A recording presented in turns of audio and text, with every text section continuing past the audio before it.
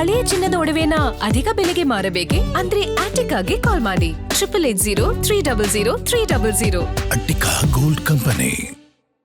ತೇಜಸ್ ಗೌಡ ಅವರೇ, ನೀವು ಮೂಕಾಂಬಿಕೆಯ ಭಕ್ತರಾಗಿ ಅನೇಕ ಸೆಲೆಬ್ರಿಟಿಗಳು, ರಾಜಕಾರಣಿಗಳು ಬಂದು ದೇವರಿಗೆ ಅರಗಿದ್ದನ್ನ ನೋಡಿದ್ದೀರಿ, ಕಾಣಿಕೆಗಳನ್ನು ಅರ್ಪಿಸಿದ್ದನ್ನ ನೋಡಿದ್ದೀರಿ. ಇಲ್ಲಿ ಮೂಕಾಂಬಿಕೆ ದೇವಿ ಅಂತ ಬಂದಾಗ ವಿದ್ಯೆಯ ಆರಂಭ ಮಾಡುವಾಗಲೂ ಕೂಡ ಮೂಕಾಂಬಿಕೆಯ ದರ್ಶನ ಪಡ್ಕೊಳ್ತಾರೆ, ಶಕ್ತಿಯ ಆರಾಧನೆ ಜೊತೆಗೆ ಶಕ್ತಿ ದೇವತೆ. ನೀವು ಇದೆಲ್ಲದನ್ನ ಹೇಗೆ ನೋಡ್ತೀರಾ? ಯಾದೇವಿ ಸರ್ವಭೂತೇಶು ಬುದ್ಧಿರೂಪಿನೇ ಸಂಸ್ಥಿತ. ಅಂದರೆ ಇವತ್ತು ನಾವು ಈ ಜಾಗದಲ್ಲಿ ಸೇರಿದ್ದೀರಿ, ಇವತ್ತೇನು ಈ ಚರ್ಚೆ ಪ್ರಾರಂಭ ಆಗಿದೆ, ಇದಕ್ಕೂ ಕೂಡ ಮೂಕಾಂಬಿಕೆಯ ಅನುಗ್ರಹ ಇರಬೇಕು, ಮೂಕಾಂಬಿಕೆಯ ಪರ್ಮಿಷನ್ ಇಂದನೇ ಆಗ್ತಾ ಇರೋವಂಥದ್ದು. ಅಂದರೆ ಆ ತಾಯಿ ಜಗನ್ಮಾತೆ ಏನು ಶಕ್ತಿ ಇದೆ, ನಾನಿವತ್ತು ತಿನ್ನೋ ಒಂದೊಂದು ಹಗಳದ ಮೇಲೂ ಕೂಡ ತಾಯಿ ಮೂಕಾಂಬಿಕೆ ಹೆಸರು ಇದೆ.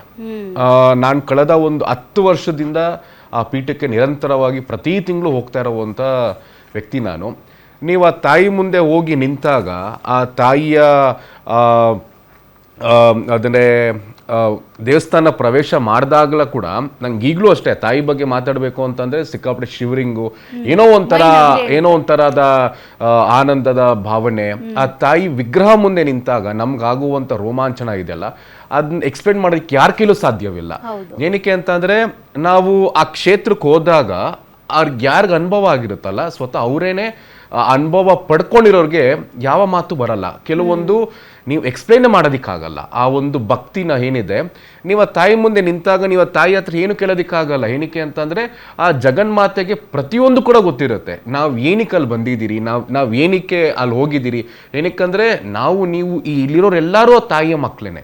ಆ ತಾಯಿ ಮುಂದೆ ನಿಂತ್ಕೊಂಡು ಆ ತಾಯಿ ಏನಕ್ಕಂದರೆ ಜ್ಯೋತಿಷರು ಹೇಳಿದ ಹಾಗೆ ಆ ಒಂದು ಪೀಠದಲ್ಲಿ ಮಹಾಲಕ್ಷ್ಮಿ, ಮಹಾಸರಸ್ವತಿ, ಮಹಾಕಾಳಿ, ಈಗ ಯಾವುದೋ ಒಂದು ದೇವಸ್ಥಾನಕ್ಕೆ ಹೋಗ್ಬೇಕು ಅಂತಂದರೆ ಒಂದು ರೂಪದಲ್ಲಿ ಮಾತ್ರ ನಾವು ಒಂದು ದೇವಿ ನೋಡ್ಬೋದು. ಆದರೆ ಕೊಲ್ಲೂರು ಕ್ಷೇತ್ರದಲ್ಲಿ 3 ಅವತಾರ ಒಳಗೊಂಡಿರುವಂಥ ಒಂದು ಶಕ್ತಿ ಪೀಠ. ನಿಮಗೆ ಮಹಾಕಾಳಿ ಇದ್ದಾರೆ, ಮಹಾಲಕ್ಷ್ಮಿ ಇದೆ, ಮಹಾವಿದ್ಯೆ ಇದೆ. ಇವಾಗ ನಾವು ವಿದ್ಯೆಗೆ ಅದು ಸರಸ್ವತಿ, ವಿದ್ಯೆಗೆ ಸರಸ್ವತಿ ಅಂದರೆ ನಾವು ಅಭಿವೃದ್ಧಿ ಆಗಬೇಕು ಅಂದರೆ ಲಕ್ಷ್ಮಿ, ಅಂದರೆ ನಮ್ಮ ದುಷ್ಟರ ಸಂಹಾರ ಮಾಡಬೇಕು, ಕೆಟ್ಟು ಕಣ್ಣು ನಮ್ಮ ಮೇಲೆ ಬೀಳ್ದಂಗೆ ಆಗಬೇಕು ಅಂದರೆ ಕಾಳಿ ಮಾತಾ. ಅಂದರೆ ಆ ಕ್ಷೇತ್ರಕ್ಕೆ ಹೋದಾಗ ನಿಮಗಾಗುವಂಥ ಭಾವನೆ, ಇವತ್ತು ನಾನು ಜೀವಂತವಾಗಿ ಕೂತಿದ್ದೀನಿ ಅಂತ ಅಂದರೆ ಅದು ತಾಯಿ ಮೂಕಾಂಬಿಕೆ ಕಾರಣ.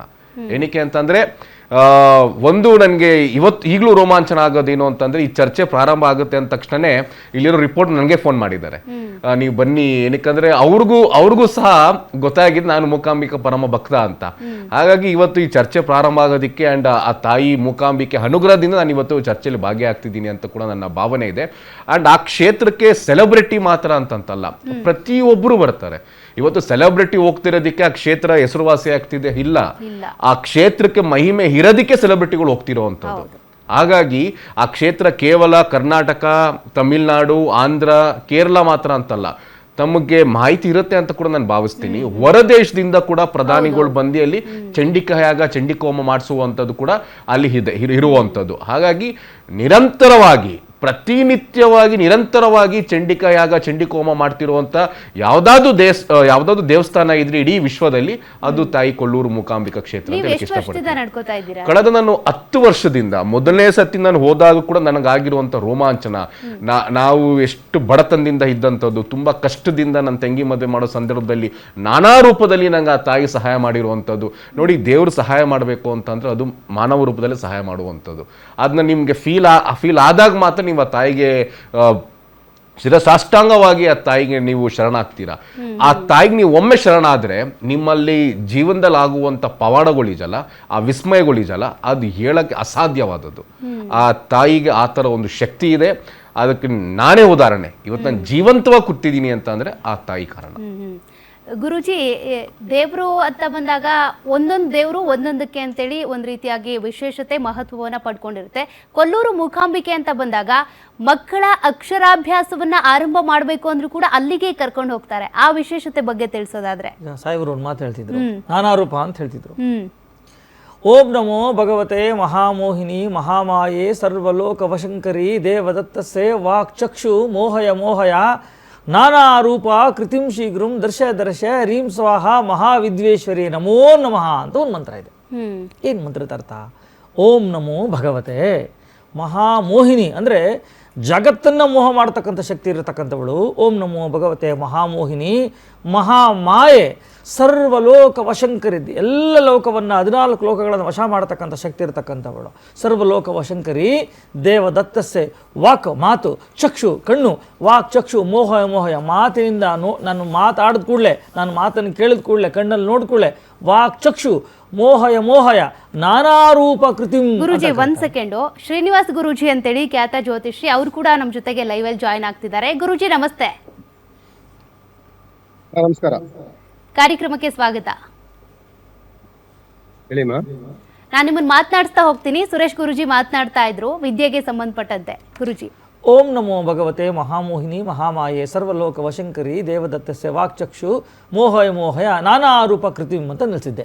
ನಾನಾ ರೂಪ ಕೃತಿಂ ಅಂದರೆ ಅಲ್ಲಿ ಮಕ್ಕಳಿಗೆ ವಿದ್ಯಾಭ್ಯಾಸವನ್ನು ಮಾಡ್ತಾರೆ. ಅಲ್ಲಿ ಏನಂತ ನಾನಾ ರೂಪ ಕೃತಿಂ, ಅದು ಮಲಯಾಳದಲ್ಲಿರಲಿ, ಕನ್ನಡದಲ್ಲಿರಲಿ, ಕಲ್ಲಲ್ಲಿ ಕೆತ್ತಿರಲಿ, ಅಥವಾ ಯಾವುದೇ ರೂಪದ ನಾನಾ ರೂಪದಲ್ಲಿರ್ತಕ್ಕಂಥ ಎಲ್ಲ ಕೃತಿಯು ನನಗೆ ಅನುಗ್ರಹ ಮಾಡು ಅಂತ ಹೇಳಿ ನಾನಾ ರೂಪ ಕೃತಿಂ, ಅದು ಯಾವ ರೂಪದಲ್ಲಿ ಬೇಕಾದರೂ ಇರಲಿ, ಲಿಖಿತ ರೂಪದಲ್ಲಿರಲಿ ಅಥವಾ ಶ್ರವಣ ರೂಪದಲ್ಲಿರಲಿ, ಸ್ಮೃತಿ ರೂಪದಲ್ಲಿರಲಿ, ಪುರಾಣ ರೂಪದಲ್ಲಿರಲಿ, ವೇದ ರೂಪದಲ್ಲಿ ಯಾವುದಾದ್ರು ಸರಿ, ನಾನಾ ರೂಪ ಕೃತಿಂ ಶೀಘ್ರಂ ನನಗೆ ದರ್ಶನವನ್ನು ಕೊಡುವಂಥ ಅಮ್ಮನವರನ್ನು ಪ್ರಾರ್ಥನೆ ಮಾಡೋದ್ರಿಂದ ಅಲ್ಲ ಸರಸ್ವತಿಯ ಸನ್ನಿಧಾನವಾಗಿ ಅಲ್ಲಿ ಆ ಸರಸ್ವತಿಯ ಅಂತೆ ನಾವು ಪೂಜೆ ಮಾಡ್ತೀವಿ.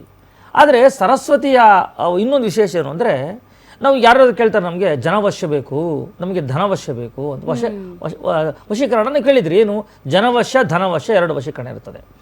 ಆ ಜನವಶ್ಯ ಆಗಬೇಕಾದ್ರೆ ಸರಸ್ವತಿಯನ್ನು ನಾವು ಇಟ್ಟುಕೊಂಡೆ ಪೂಜೆ ಮಾಡ್ತಕ್ಕಂಥದ್ದು. ನಾವು ಸರಸ್ವತಿಯನ್ನು, ಆ ದೇವಿಯನ್ನು ಪ್ರಾಣ ಪ್ರತಿಷ್ಠಾಪನೆ ಮಾಡಿ ಅಮ್ಮನವರ ಅನುಗ್ರಹದಿಂದ ನಾವು ಧನವಶ್ಯ ಮಾಡ್ತೀವಿ. ಅದಕ್ಕೆ ನೀವೆಲ್ಲ ಬಿಸ್ನೆಸ್ ಕ್ಷೇತ್ರಗಳು ನೋಡಿರ್ಬೋದು, ಒಂದು ಲಕ್ಷ್ಮಿ, ಒಂದು ಗಣಪತಿ, ಒಂದು ಸರಸ್ವತಿ ಇರತಕ್ಕಂಥ 3 ಫೋಟೋಗಳನ್ನು ನೀವು ಕಂಡಿದ್ದೀರಿ. ಎಲ್ಲ ಕಡೆ ನಾವು ನೋಡ್ತಿರ್ತೀವಿ, ಒಂದು ಲಕ್ಷ್ಮಿ, ಒಂದು ಗಣಪತಿ, ಸರಸ್ವತಿ.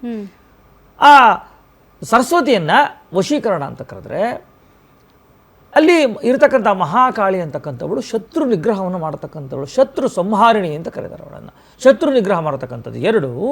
ಮೂರನೇದು ಮಹಾಲಕ್ಷ್ಮಿ ಅಂತ ಕರಿತೀವಿ. ಅಂದರೆ ಲಕ್ಷ್ಮಿ ಅಂದ್ರೇನು, ಮನುಷ್ಯನಿಗೆ ಬೇಕಾಗಿರತಕ್ಕಂಥ ಪುರುಷಾರ್ಥಗಳು, ಧರ್ಮ ಅರ್ಥ ಕಾಮ ಮೋಕ್ಷ, ಚತುರ್ವಿಧ ಪುರುಷಾರ್ಥಗಳು. ಆದರೆ ಈ ಸಪ್ತಕ್ಷೇತ್ರಗಳು ಅಂತ ಹೇಳಿದ್ನಲ್ಲ, ರಜತಾಪೀಠ, ಕುಮಾರಾದ್ರಿ, ಕುಂಭಾಸಿಚ, ಧ್ವಜೇಶ್ವರ, ಕ್ರೋಡ, ಗೋಕರ್ಣ, ಮೂಕಾಂಬ, ಸಪ್ತೈತೆ ಮೋಕ್ಷದಾಯಿಕ ಅಂತ ಹೇಳಿದೆ. ಈ ಸಪ್ತಕ್ಷೇತ್ರಗಳು ಕೊಲ್ಲೂರು ಸೇರಿ ಏನಕ್ಕೆ ದೇವಸ್ಥಾನವನ್ನು ಮಾಡಿದ್ದಾರೆ ಇಲ್ಲಿ ಅಂತ ಏನಾದರೂ ಕೇಳಿದ್ರೆ, ದೇವಸ್ಥಾನಗಳಿರುವುದು ಮೋಕ್ಷದ ಮಾರ್ಗಕ್ಕೆ, ದೇವಸ್ಥಾನ ಇರತಕ್ಕಂಥದ್ದು ಮೋಕ್ಷದ ಮಾರ್ಗಕ್ಕೆ. ಆದರೆ ನಾವು ಮೋಕ್ಷ ನಮಗೆ ಬೇಕು, ಆದರೆ ನನಗೆ ಮೋಕ್ಷ ಯಾವಾಗ ಸಿಗುತ್ತೆ?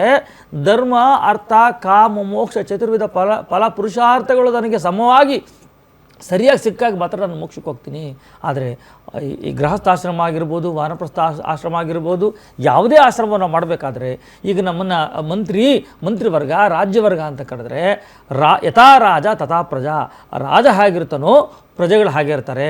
ಯಾವಾಗ ರಾಜನು ಸುಭಿಕ್ಷವಾಗಿದ್ದು, ಅವನಿಗೆ ಶತ್ರುಗಳ ಕಾಟ ಇಲ್ಲದೆ ಇದ್ದು, ಅವನು ಆರೋಗ್ಯವಂತನಾಗಿ ಧರ್ಮ ಅರ್ಥ ಕಾಮ ಮೋಕ್ಷಗಳಲ್ಲಿ ಅವನಿಗೆ ಮನ ಇದ್ದರೆ ಅವನನ್ನು ಪಾಲನೆ ಮಾಡ್ತಕ್ಕಂಥ ಪ್ರಜೆಗಳು ನಾವೂ ಕೂಡ ಅದೇ ಹಾದಿಯಲ್ಲಿರ್ತೀವಿ.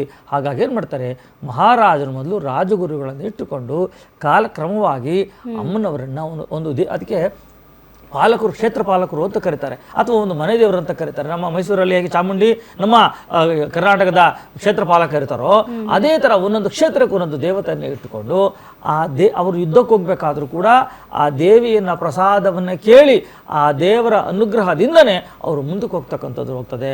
ನೀವು ವಿಶೇಷವಾಗಿ ಗೊತ್ತಿಲ್ಲ ಅಂತಂದ್ರೆ ನೀವು ಬಾಹುಬಲಿ ಸಿನಿಮಾ ನೋಡಿದ್ರೆ ಗೊತ್ತಾಗ್ತದೆ. ಬಾಹುಬಲಿ ಸಿನಿಮಾದಲ್ಲಿ ಅವರು